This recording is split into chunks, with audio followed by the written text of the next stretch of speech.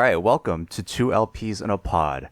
It's the show and podcast where me and my longtime friend Shawn, we're both music nerds. We want to talk about music together and recommend music to each other. So we've created this show where we each recommend an LP to each other, and then we listen to them and talk about our findings and feelings and all that good stuff. And this week we have chosen, or month more like, we have chosen metal as the overall theme. So we've come to each other with two metal LPs. Shawn, how are you doing?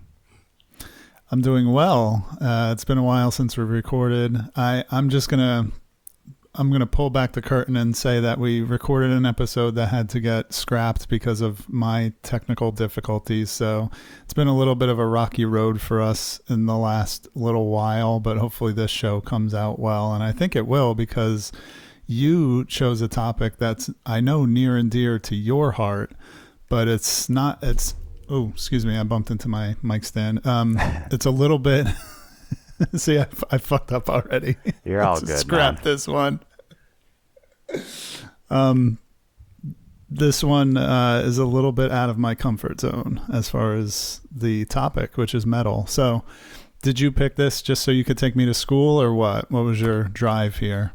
So that's funny that you brought up the lost episode, because I was going to mention that too. Okay. But it happens, man. I know, like, podcasts are a big fad right now. One of my friends just started one, and the very first episode they recorded, they had to scrap. So it totally happens. But yes, we will bring the people to live LPs soon. Because we scrapped that one, we did miss the convo at the end about picking the next episode. I think true. I think I just ended up picking a few different genres. I went with hip hop, metal, and J-rock, because I wanted to cover some genres that we hadn't covered on the show yet. But I think you ended up going with metal. So I don't. I'll have to revisit that combo as to why we exactly reached this conclusion. But we just hadn't covered any metal albums on the show yet. So that was my philosophy. So possibly I picked it wanting you to take me to school. Perhaps. I don't remember. Curious what you would come up with. We both have to go back. But I love metal, man. A lot of music nerds grow up on specific genres or artists when they're in high school and in their formative years and stuff. And I grew up on a lot of classic rock and metal. Yeah. So if you want to go into, I don't know about honorable mentions, just listening to all the metal bands you like. But did you have any other albums you were thinking of for this episode? I wondered if, when we chose this topic, if I was just going to pick, some kind of mainstream thing that I haven't heard. I have a bunch of Metallica albums on Dude, I love CD, Metallica. but and I love them too, but I'm not a expert on them. You know what I mean? I went down a little bit of a rabbit hole a couple of years ago where I was listening to their older stuff, and I do thoroughly enjoy it, but now that I've started collecting CDs again, I got all their older stuff on CD. So I thought about that, but then I was like, there's so much material out there on Metallica and other bands like that. That's true. I could have argued something like Faith No More, or I could have pulled out. I do know some stuff that may be a little bit more obscure to people, like Pelican. Do you know that group? They're instrumental. You would like them a lot. They're instrumental, but I think they kind of are metal adjacent. It's very heavy guitar post metal stuff. Okay. Yeah. Okay. Yeah, so I like that band a lot.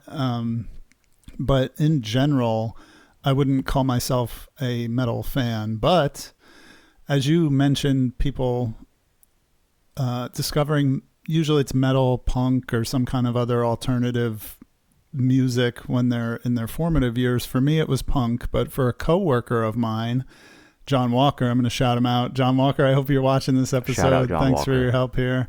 It's cool, man.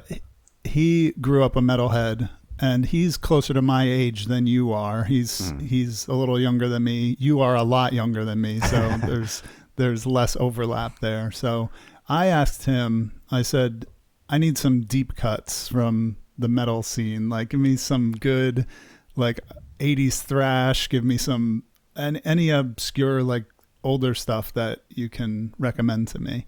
And he did recommend a bunch. I can't remember any of them except for the one that I chose here, which is I'm doing Voivod, Dimension Hatröss. And what is your album? So I'm doing No Yokan by Deftones. So yeah, before we even like get into the albums, I think we like got some pretty good picks, man. Like these are like legit metal albums. I wouldn't call them like the deepest of deep cuts. They're not obscure, but they're definitely like both well beloved in the metal community. So yeah, that's a good way to start it off. Yeah, to me, when I saw all the stuff that my friend John had sent me, I didn't know any of it. Okay, what do you like? You didn't? Do you remember any of it?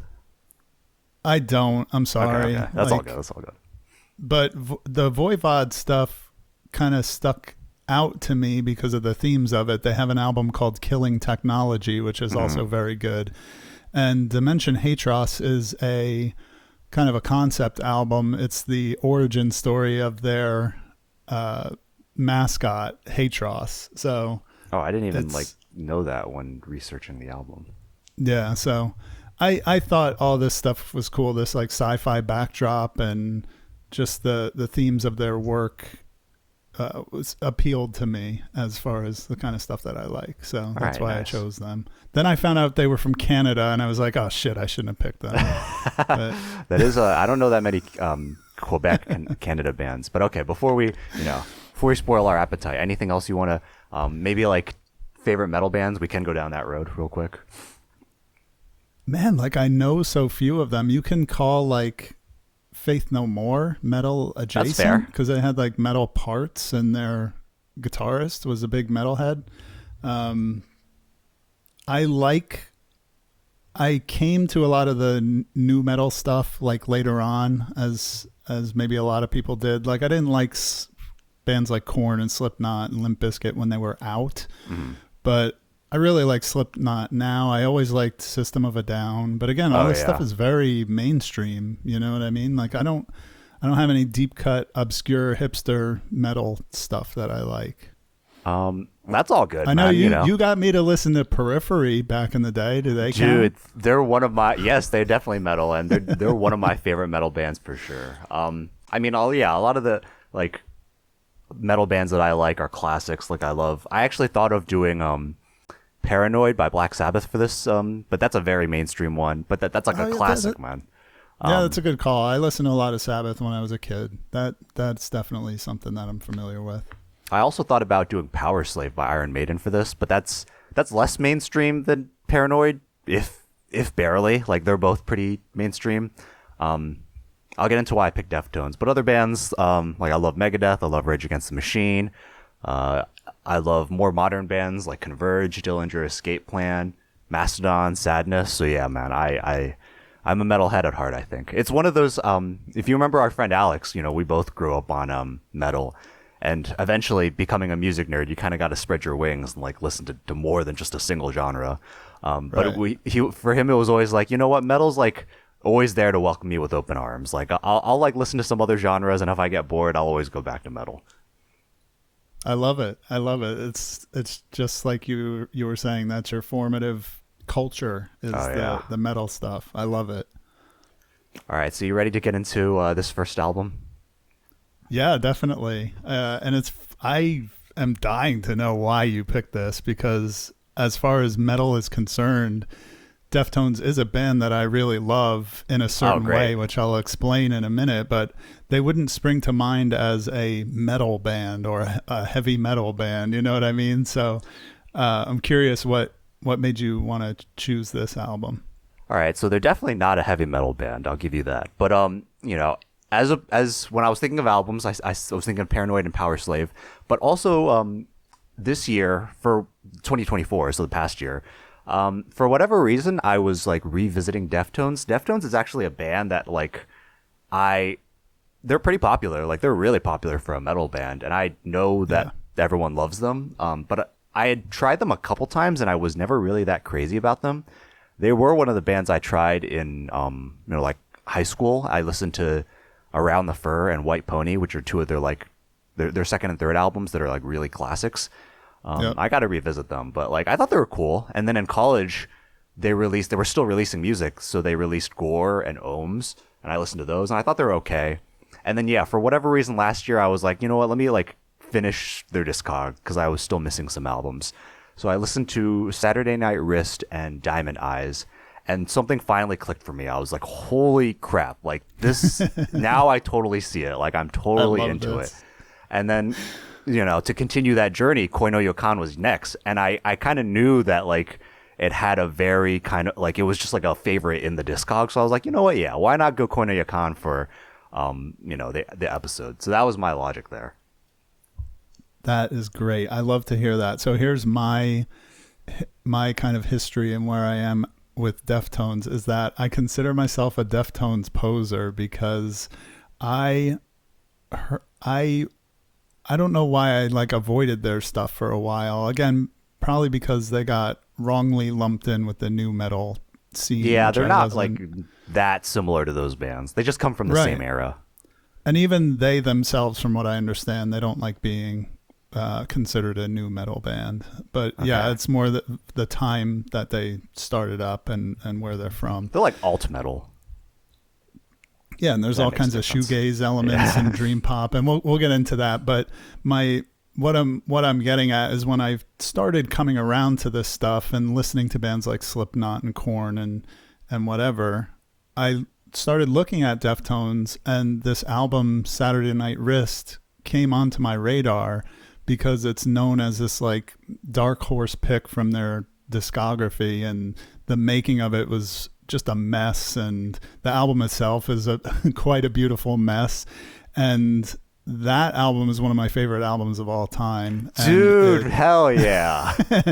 And it's the thing is though, for a while it was like the only Deftones album that I owned or had heard or cared about. Like I was That's like Saturday Night Wrist is it, and I don't care about any of their other shit. I don't want to hear it. But then eventually I did go through, and it's funny, still to this day, like I've heard White Pony, I've heard Diamond Eyes, but I'm not super familiar with them. I don't own them. I don't listen to them a lot. Recently, again, I've been rebuilding my CD collection. I do have Around the Fur on CD, which I've listened to quite a few times, and I like it a lot. And I have Koi no Yokan on CD now, and I know we're not on camera with each other, Andre, but I'm flashing the goods here on screen.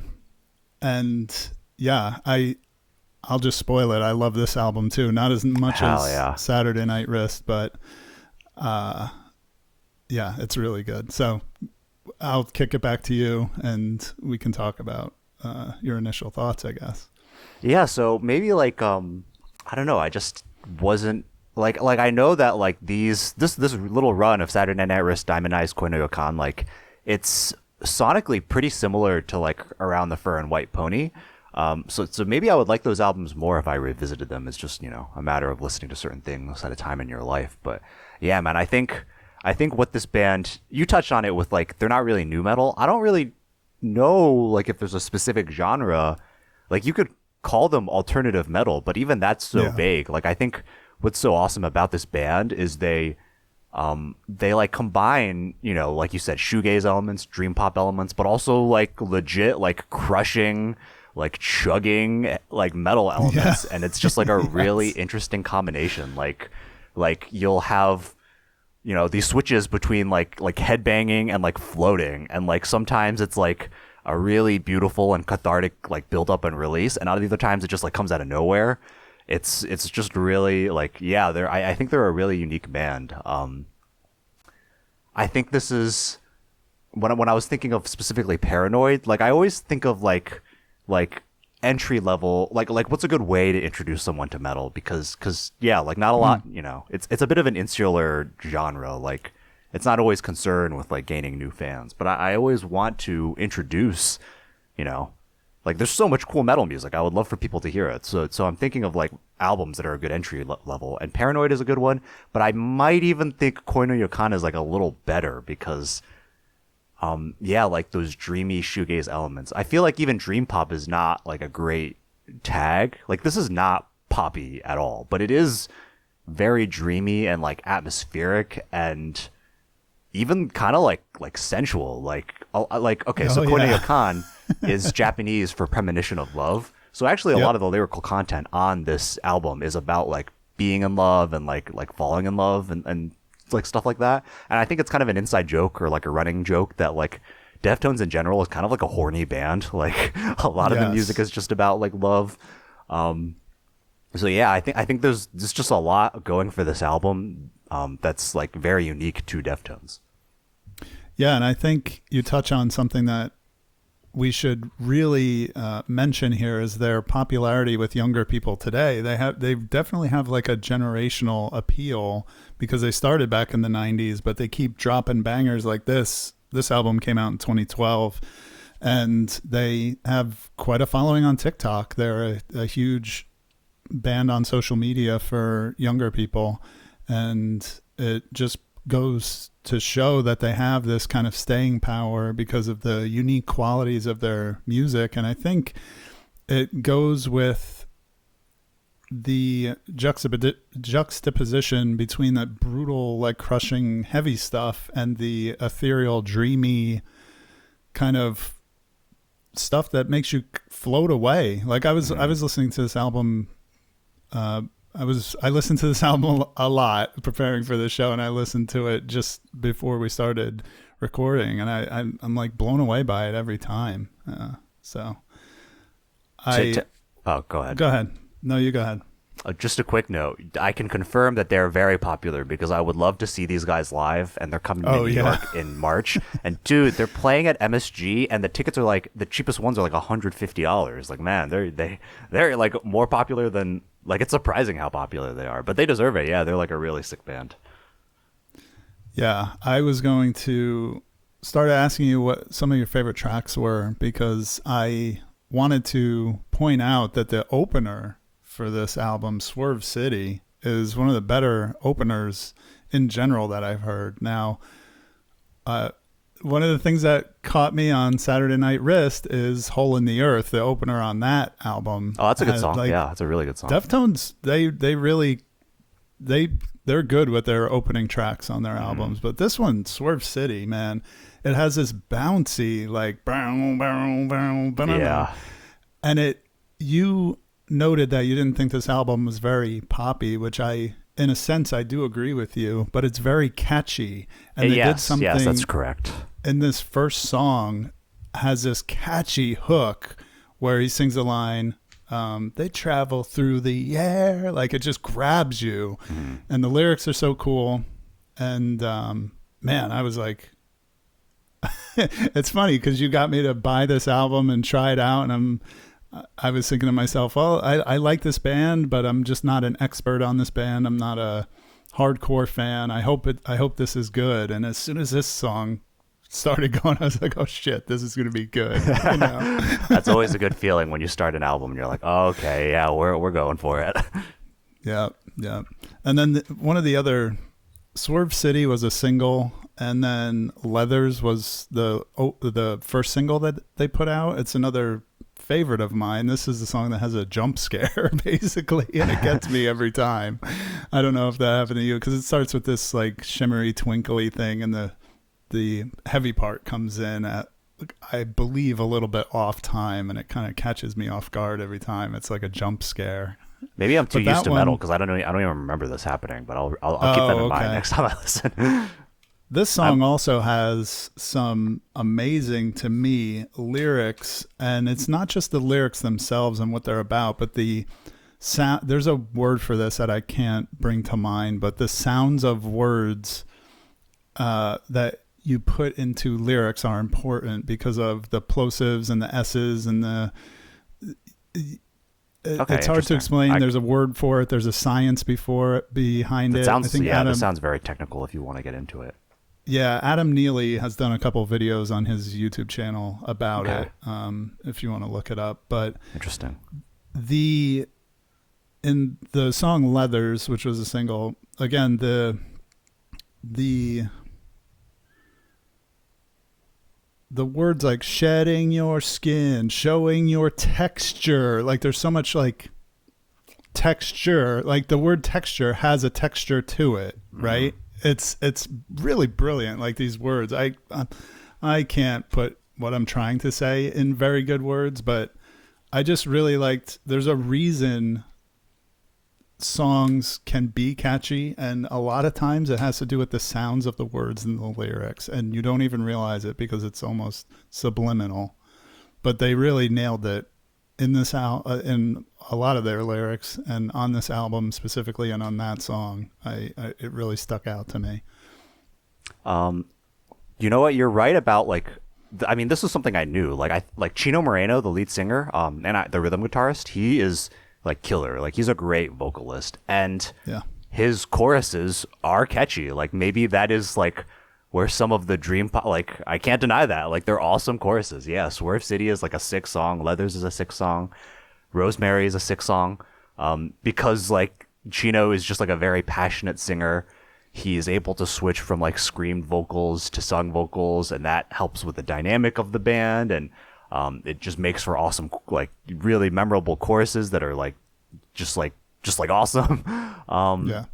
And in terms of like lyrics, yeah, I think this band has a very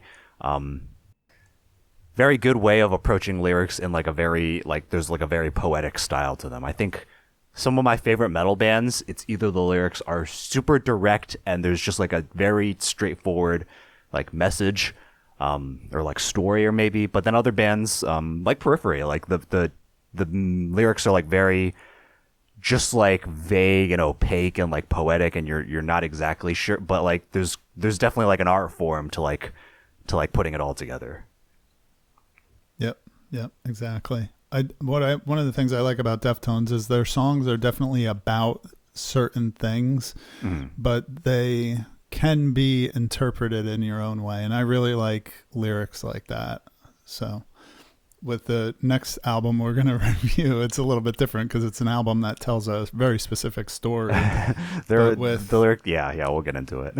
Yeah, but with this one, you can kind of pull your own themes from it. You can get like the idea of a song from the lyrics, but you don't literally know what's happening from line to line. It's not like quite like a story or like a dictation. Yeah, exactly. Did you, apparently they used some kind of technology when recording this album that was something that they hadn't used before, called Fractal Audio Systems Axe. And I'm just reading off the Wikipedia for this album, but apparently that made it kind of boosted their creativity a little. It boosted the way this album was recorded in a way, because it allows multiple outboard amps and pedals to be used for different tones. So I know I can understand a little bit of what that means from music production, but I think that is just a way to say that's how this album sounds so lush and layered. And it sounds really good on CD, and I listened to it on my Discman, and it sounded awesome. Yeah. So yeah, I'll have to look into the recording process. But I mean, even in terms of like Deftones albums, this is maybe their most like lush and atmospheric and dreamy, which adds to the appeal, like why it's just such a standout in their discog. Yeah, man, like the production is great. Like I love how dynamic the band is. I think we've like said that a couple times, but man, like it's just so cool, like that they're able to combine like these different elements together that you wouldn't really think work, and they work beautifully. And like it's still crazy to me that like they're so popular for a metal band. Yeah, they really have like they've just like found like a niche for themselves. I don't think there's another band that you would exactly compare to this. Yeah, no, not a band that's been around that long that is still this good, you know? They haven't released, well, you know what, 5 years ago at this point. So I hope they're working on another album. Their last one was Ohms. Okay, yeah. But yeah, they're sick, yeah. Shout out awesome. Deftones. Do you like this album more than Saturday Night Wrist or any of their other albums? Like, where would you rank this one? So I would give Saturday Night Wrist, this might hurt you because you said it's one of your favorites. I would give it an 8, which for me is still like really high. Yeah. I would give Diamond Eyes like a 7.5, like a little bit not as good, but still really, really like it. And then I'm thinking about, like, I think I would at least give this an 8, so it would be on par with Saturday Night Wrist. Yeah, I have one more listen that I was like I'm holding out on for the after this episode. So that's when I would pass my final verdict. But I mean, yeah, like I really like both albums, and I'm excited to. I listened to my own summer shove it like because I was just like re-listening to some of like the Deftones singles since I've like been getting back into them, and that song is killer too. So I'm curious if my opinion of Around the Fur and White Pony will like have gone up on a revisit. I will say this made me want to continue kind of what's the word, like letting these albums ingrain themselves on me rather than just being kind of stubborn about only liking Saturday Night Wrist. Hold on, give me one second. So you have listened to some of their other stuff. So I think I've probably heard most of their stuff at one point or another. Because when you have Spotify, you can listen to anything anytime. That's the point of Spotify. But now that I'm trying to focus my listening a little bit more on things that I own physically, or just to give more time and attention to bands like this and not just casually listen, you know what I mean? So again, even though I own Around the Fur, for example, I've only listened to it like 2 or 3 times so far. Okay. But so it's hard for me. Like I can't give every Deftones album a ranking. I think all of it is good. I think even with No Yokan, I would say there's not a single bad song on this album. But having said that, some songs are way stronger than others. So while it's a great listening experience front to back, there are lulls, so to speak, and it's not lulls that would make you say, "Oh, this song is bad," or "I want to skip through it." And every time I've listened to this album, I haven't skipped any tracks. But for me, what appeals to me about Saturday Night Wrist is the pain and suffering that the band went through while they were in their personal lives and while they were making it. I don't know. I know it was like a bit of a mess of an album. I've read about that. Yeah. Yeah. So you can really feel that pain in songs like Cherry Waves and some other songs that are on Saturday Night Wrist. And that's what, that album will forever be in my heart as the first Deftones album that I ever heard and fell in love with. And, but yeah, Koi no Yokan, to your point, is one that I would recommend to people. I wouldn't say, if somebody came up and said, "Hey, I want to get into Deftones, what should I listen to?" First, I would say, ask somebody else, because I'm not an expert. But then I would not say Saturday Night Wrist. I would probably say Koi no Yokan at this point. This is definitely their most positive album, I think. I haven't listened to all of their albums either, but by metal standards, this is like a very positive and uplifting album. Yeah, good point. Awesome. Yeah, all right. Great first pick. I'm kind of like tooting my own horn, but yeah, I love Deftones. Agree. I'm glad you liked it as well. You really kept that. Like, I didn't realize you liked, at least one of their albums that much. So that's great. Awesome. Cool. Well, we can move on to my pick then, which is, as I mentioned earlier, Dimension Hatröss by the band Voivod.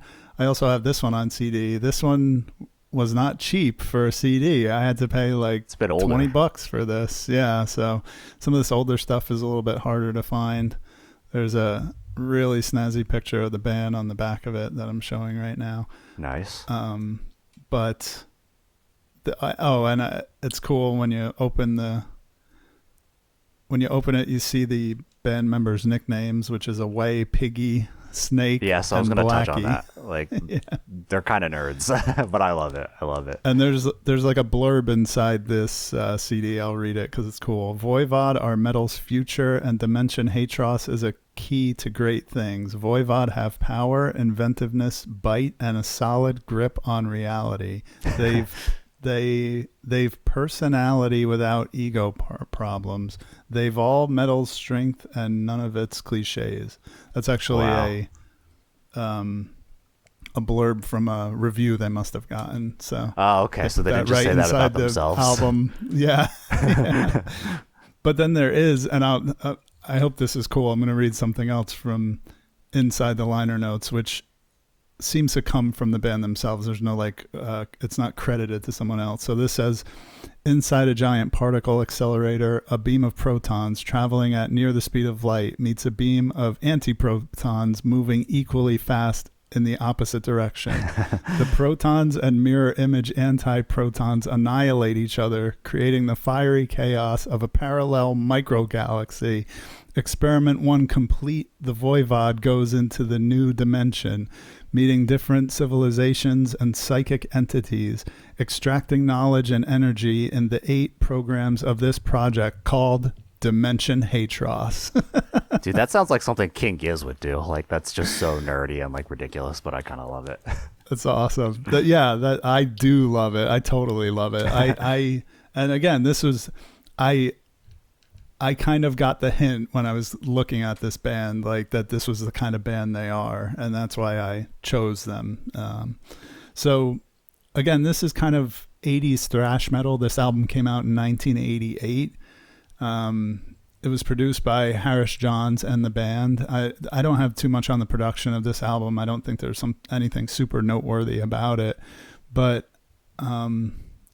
what can you tell me, as someone who knows more about metal than I do? Like, thrash metal to me, the reason it kind of appeals to me is because it's kind of in the same vein as the punk rock that was going on at the same time. I think there's a lot of overlap between, like, I was watching some live videos of Voivod and it looks like a punk show from the mid 80s. You know what I mean? So, tell me more about thrash metal from somebody who actually likes metal music. So thrash, definitely one of the earliest iterations of metal. I think when you if you want to think of like the real pioneers, you might say someone like Black Sabbath, but even that is like very hard rock influence. Thrash is just like really abrasive and noisy. It started in like the 80s with Metallica. This band actually like reminds me a lot of Megadeth. Like even the vocalist, Dennis Bellinger, I don't know what his nickname is, but he reminds me a lot of Dave Mustaine. So it's definitely of that cloth.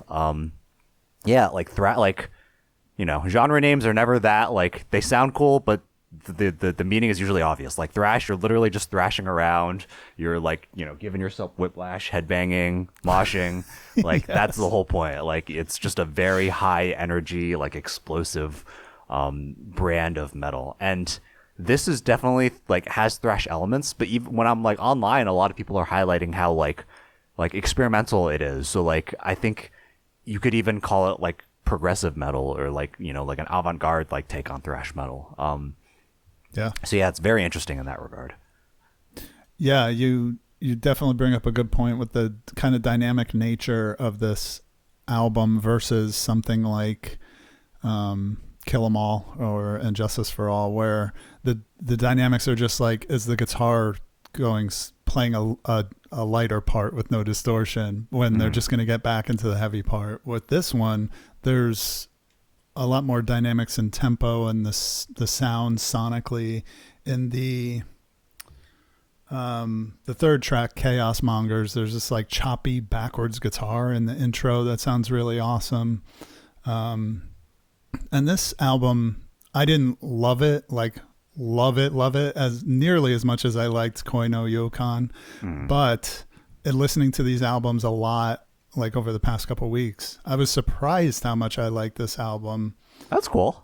And maybe it's because I was hoping to like it, but again, it's because it's not that far removed from the punk rock stuff that was going on around the same time, I mean, in terms of production, it has like a very garagey sound. It's well mixed too. Like you can hear every instrument pretty like discernibly. That's good that you like this is like I was saying, in the beginning, like this is not like this is a deep metal cut. Like this is like your favorite metals band's favorite metal band, like so. Nice. So and yeah, in terms of like how like I like it, this is actually the second Voivod album I've listened to. I think a while ago, like I've known about Voivod for a little, and I know they're kind of like a classic band in the metal scene, but like much more niche. So I listened to Killing Technology, and I honestly don't really remember it that much. I just like I don't remember it leaving a strong impression on me. But I definitely like this album. I don't love it as much as No Yokan, but it's really interesting. Yeah, like the performance is really technical, like really flashy guitar lines and solos. The chord progressions are really complex, and like the songs themselves, like it's kind of hard to predict what happens next. I like these guys, like, you know, in terms of the lyrics, the nicknames, all that, like they got to be practicing a hell of a lot of guitar to be like pulling this off. So these are definitely like metal nerds. Yeah, definitely. I love that. I think that's a good point. You gotta have you gotta have your chops if you're gonna have lore, nicknames, a mascot. Yeah. You better not be some schlubby, shitty band. You know what I mean? Well, I mean, I'm not sure like what else I can say about this one except like what a surprise it was to me that I liked. Again, I keep saying I was surprised I liked it. I wasn't, but I was maybe surprised how much I liked it and how much I'd like to hear more of this kind of music, whether it's more albums by Voivod, which would hurt my wallet if I wanted to add them to my CD collection, or just different bands from this era, which I would have to go back to the message that I got from my friend John Walker when he was recommending this type of music to me. But Maybe you would like King Giz, because like their most recent, well, not their most recent albums because they release a lot, but they have 2 metal albums, and they're pretty nerdy. Like they're about like the end of the world. One of them is about like the Earth is like dying, and like the human race tries to like go to another planet. And the other one is a little bit more obtuse. It's about like a fucking dragon that like destroys the Earth. But they're pretty nerdy, and they're pretty flashy, like in terms of technical performance. that's cool. I'm almost positive I have a King Gizzard CD floating around. I don't know which one it is. That could be like one of any 25. Yeah. Right. They're super prolific, right? Yeah. Did you wait? So you were listening to this on CD? Yeah. Both of these albums. Again, I've showed them on camera a couple times throughout this recording. You'll see when you edit it. So, ironically, like I do like this album, but I think it's interesting that you were like highlighting the dynamics. I actually didn't like it as much as No Yokan because it's less dynamic. Like what ends up happening to me, maybe because I've listened to so much metal, is that even though it's like very, you know, at its face, like loud and noisy and aggressive and like fast, sometimes when an album is like that the entire time, I think you've said this before on an episode, I forget which album we were talking about, but because it's like on an even keel the entire time, it all kind of just like it's easy for me to like tune into background music. So I actually listen to like a lot of metal music while I'm like working, just as like background music. Yep. So I think this album kind of suffers from that. Like I wish I could pick more songs out. And then ironically, the song that is probably the most memorable to me, which I don't know if I feel like you would have shouted out if you heard, there's a bonus track at the end. The Batman theme song? Yes. That's like that's the one that's like the funniest and just like the most memorable to me. Yeah. I wonder what the thought was with putting that on there. Cause it's I don't like know you if have there this, was a thought. They were just like, let's fucking do a Batman cover. Yeah. I just don't get it. Cause you have this cool album. Excuse me, you have this cool like concept album that tells the story of your mascot, and then you just throw the Batman theme song at the end. I don't know. Why not, man? I guess. So yeah, That's funny. is actually like the funniest one to me. And just further proof that wait, hold on, I got to pause right there. That's kind of a punk thing too. It's kind of a tradition with punk albums and punk bands to put some wacky cover at the end of your album. So that's in that milieu that they did that. Okay, so, interesting. There you go. For some reason, this is not like a notable, and I don't even remember the band, but like I saw a local band in Jersey once, and I got their CD, and they were sick. They were like a punk post-hardcore band, kind of metal, and then they had a Power Rangers cover on the CD, and I was like, okay, yeah, this is sick. Very cool. All right, you sold me. I like the Batman cover on. There you go. See, wow, I'm surprised you. That's funny that was the weakest point for you. I would have thought you would have loved it. That's funny. Yeah. So you think you're gonna continue down? They have quite a few albums. They actually released an album in 2023, so this is also a pretty prolific band. Yeah, it's rad. I only discovered this morning that they're still active, and I think that's really cool. So you're going to keep going down the rabbit hole. I would love to have Killing Technology on CD, but it's hard for me to, when you can get so many CDs for a buck if you go to Goodwill, but like $5, if it's a specific thing that you want off eBay. Mm-hmm. These older metal and punk stuff commands a higher price, and I've looked into getting Killing Technology, and it's gonna run me like $25 to $30 to get a copy. Yeah, this is it. Definitely more of a niche band, so maybe not as many pressings. I still am. Oh, excuse me. Hold on. I still am trying to get Willis Allen Ramsey on CD. That's funny. And that one too is a little bit pricey. Not as pricey as Killing Technology, but I gotta watch my budget. Dude, hats off to us. We've done quite a few episodes at this point. I'm starting to it's getting to the point where I'm forgetting which episodes, so we're putting together a nice little discography of our own here. Yeah, now I have in the notes here that this is episode 9. Does that count the one that we scrapped? Or so I think, do you want to record live albums next? We can do that, or we can do, because we have another one in the can for concept albums. So it's up to you. I'm good either way. I think this would technically this has to be the 8th one if that's the order we're releasing it in. But concept albums, I think maybe that was also what I suggested last time. Now I'm on like the theme ideas as we do. Yeah, well, I guess behind the scenes here, I did set up notes for concept album show because I have a pick already in mind. I'll leave it to you, man. You live albums or concept albums, and then we'll pick albums from there too. Okay, cool. But we can decide that later if you want to think about it. I mean, yeah, we know we got 2 shows to do at the very least. It's just a matter of which one we would continue this forever. Yeah. Yeah, no, of course. I want to do it as long as you're willing to do it. But I'm just saying, near future, we're going to re-record the live albums episode, and then we'll go on to concept albums. I think that's probably the best way to do it. So we'll go back to live albums. Okay, that's a good idea. I'd rather it not be lost forever. Yeah, no, definitely. I think it sucks, man. I'm sorry. It happens, man. And no, it totally like I said, man. It would have been a great episode. That's true, but that's the we're gonna nature make of this. Even better when we re-record the nature of this beast, man. Can't always cry over spilt milk. Yeah, exactly. But you can cry to yourself while you're listening to Deftones. Oh yeah, headphones. This is definitely cry-worthy music. Do you think this might be getting a bit not safe for work? Do you think this is baby making music? Do you think you could make babies to Rosemary? I think a lot of their songs, a lot of their music in general, to your point, people call this horny music. There's a lot of TikToks of just people gyrating and gesticulating while Deftones is playing. Gesticulating. I love that word.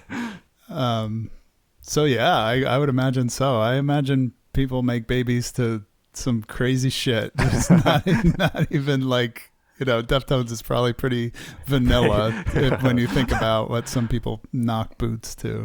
Fair enough. Well, yeah, that was a little bit of a faster recording session than usual, but I don't think I have much else to add. Yeah, to be honest, I wish I had more to say about Voivod. I just don't. I liked it. Sometimes you just like it and that's it. Yeah. Yeah, exactly. So I can gush about Deftones and we can go back and forth about them. It's just not the same. I think for Deftones me. is just a bit more unique, whereas Voivod, they are pretty cool with the weird concept and just everything about them, and the execution is very nice. Maybe that's the main point I would give in their favor. Definitely, it seems like they're more practiced and skilled instrumentalists than Deftones. Fair enough. Awesome. Well, we don't have to try and squeeze water from a stone here. I think if you want to wrap it up, that's a good phrase. Yeah. Cool. Yeah. Metal LPs, episode 8/9. Hopefully we can come back to you guys with live albums. so that we did take a little bit of a break. I think we were both a little demoralized after losing an episode, but it happens. Yeah. So hopefully we can get back onto a regular schedule. Concept albums, that's crazy. I didn't realize you already have a pick. That should be exciting. Any final words from you? No, I'm glad to be back on the horn with you, making episodes again. Let's try just and keep a few it days going into the new year. Yeah, in 2025, let's try and keep it going and yeah. stay productive here. Oh, are you going to do a year-end list? I thought about it, but when I look at the music I listened to, I really didn't listen to a lot of music on that came out in 24. Mm-hmm. So I just didn't listen to enough to make it worthwhile. Okay. I was working on a movie one, but I need to do a lot of editing on it. But I might eventually put that out. Are we still recording? Sorry, yes. I know I just made you wait just to plug in my laptop at the very end. But I wanted to say I actually am going to do a movie list too. So I'm trying to do as many lists as possible for this channel. Awesome. So yes, look forward to that in good time. But otherwise, thanks for, listening. Thanks for following the podcast, subscribing. If you're a fan, feel free to let us know what other topics you want us to do, albums you want us to listen to. That's discovering music and talking about music. That's why we're doing this. So, feel free to get involved. But yeah, thanks, for tuning in. Hope you have a good rest of your day.